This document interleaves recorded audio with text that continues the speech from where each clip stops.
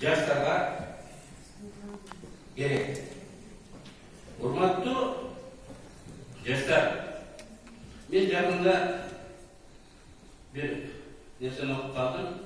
Кайсыл бир институт Өзбекстан быйыл реформаларды жасаган эң алдыңкы биринчи өлкө деп.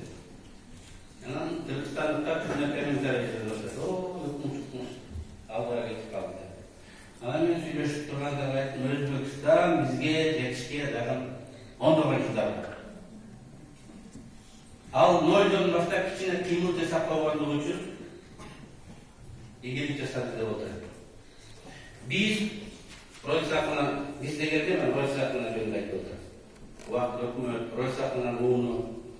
Биз кол менен кармап көргөнгө мүмкүн болбогон нерсени жасайбыз деп алдыбызга максат койгонбуз.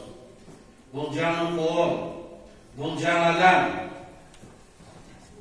Муну колго кармап, таразалап, килограммдап тарта албайсың, метрде бөлчө албайсың. Бул характер. Ар бириңердин, кыргыздын, улуттун характери. Башка элде жок характер. Мен ойлойм, так ушул китеп үлгүлүү президенттер ошондой үнөрдүн калыбына, үнөрдүн калыптанышына бизге жардам беришет. Ройсакында экс-президент. Бир да башка өлкөлөрдө комуш өткөрүлдү. Экс-президент ушундай миссияны аткарып, улуттун тарбиялайт, улуттун жаңы мүнөзүн калыптандырайт деп системалуу түрдө мына ушундай иш кылган башка экс-президент жок да. Топчулардан караганда. Bizde mına şunda iş yürüp жатат. Бұл тынымсыз iş. Бұл эстафетаны сиздер алып, баарыбыз алып иштешибиз керек.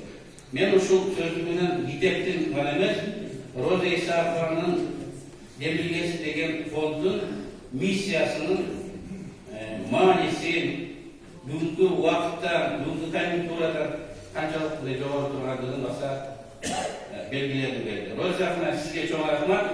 İşinizde erdemli olsun.